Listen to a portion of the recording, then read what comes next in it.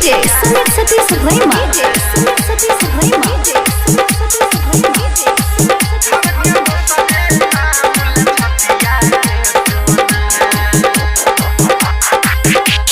मारलक वैसन मतिया धर के दोसरे नाम लछतिया गे सोना।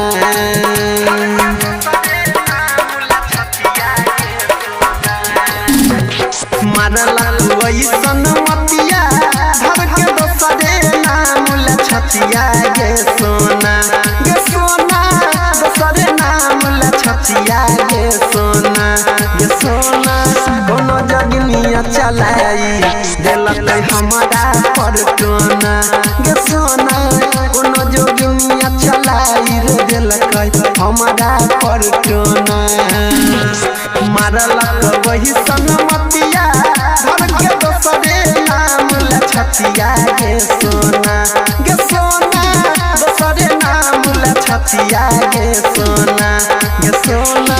कोनो जोगिनिया चलाई देलक हमारा पर टोना गे सोना कोनो जोगिनिया चलाई देलक हमारा पर टोना। अभी आप सुन रहे हैं तेनवाली से माँ दुर्गा म्यूजिक की प्रस्तुति। डीजे सुमित सतीश भैया सुमित सतीश भैया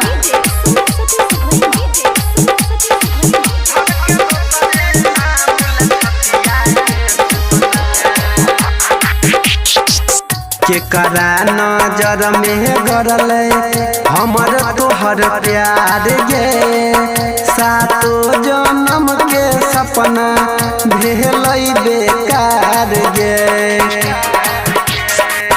केकरा नजर में गरल हमर तोहर प्यार गे सातो जन्म के सपना भेल बेकार गे। जियबो चाहे मरबो तोरा रखने छियौ दिलवा के कोना गे सोना रखने छियौ दिलवा के कोना गे सोना। कोनो जोगिनिया चलाई देलक हमारा पर टोना गे सोना कोनो जोगिनिया चलाई देलक हमारा पर टोना।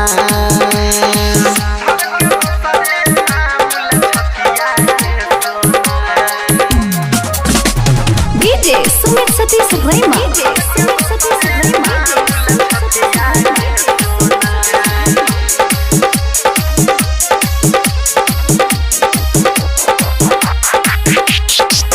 काहे ना सोहैल सनहिया काश परवाना के कि हम बिगड़ली चाहे कोई जमाना के।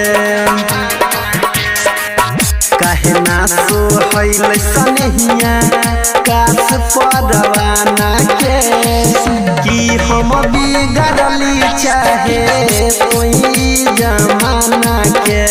कहो रूपलाल परवीन अनिल मिलतौ अगिलो जन्म में तोरोना गे सोना मिलतौ अगिलो जन्म में तोरोना गे सोना। कोनो जोगिनिया चलाई देलक हमारा पर टोना गे सोना कोनो जोगिनिया चलाई देलक हमारा पर टोना। presented by माँ दुर्गा म्यूजिक।